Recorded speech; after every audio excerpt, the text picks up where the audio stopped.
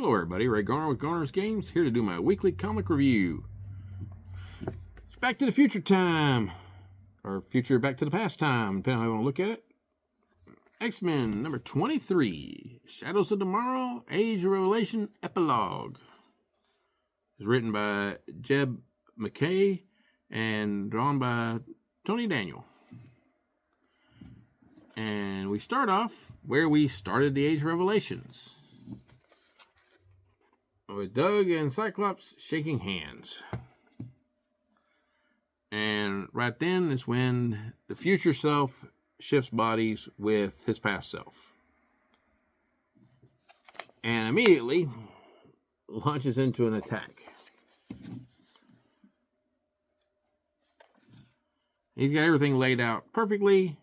Everything's going exactly as he plans, except one tiny little problem. As we already know, if you've been reading Age of Revelation, Hank McCoy did not arrive at the same point in time when he did the body shift. So, he's actually stopped by Beast.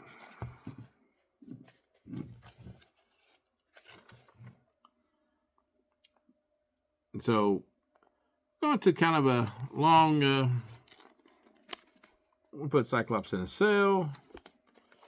We're interrogating him over a video deal, and he's basically telling him, no, Revelation has got to die. We've got to kill Doug. And we have a little bit moment where, after we've done the talking, his wife and him are sign languaging to each other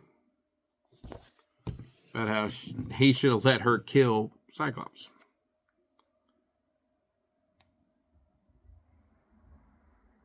And Temper shows up and talks about how they're developing their nice little love language with each other.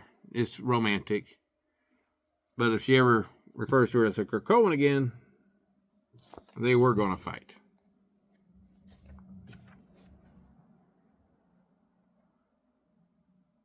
And as he basically gets everybody a little bit calmed down, Cyclops escapes. But instead of going right after him, he goes to talk to Magneto to get Magneto to help him. Only to find out Magneto's powers are all kinds of jacked up. And that is not how Cyclops remembers it. So the timeline is already askew.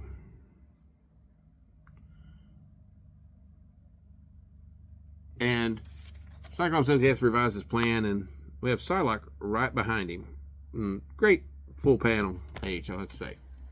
Really well drawn.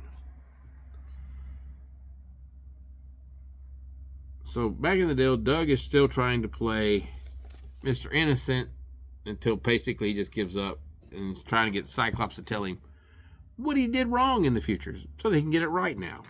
Of course, Cyclops is like, that is not going to happen. I know what you are. I know how you are. He goes, I'm going to keep coming at you unless the X-Men kill me. And they won't kill me, and they can't stop me. Like they used to say, you need to be lucky every time. I only need to be lucky once.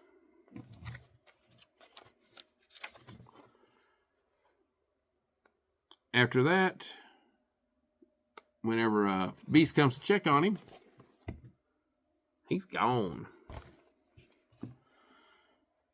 And he's like, I got mutants coming from ahead, and now I have humans coming from ahead, and now I have mutants too. Because it's my job to change the world, whether the world wants to change or not.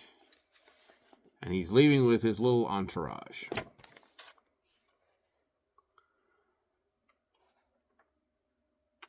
I have to say, that one issue was more interesting than any single issue of Age of Revelations that I read.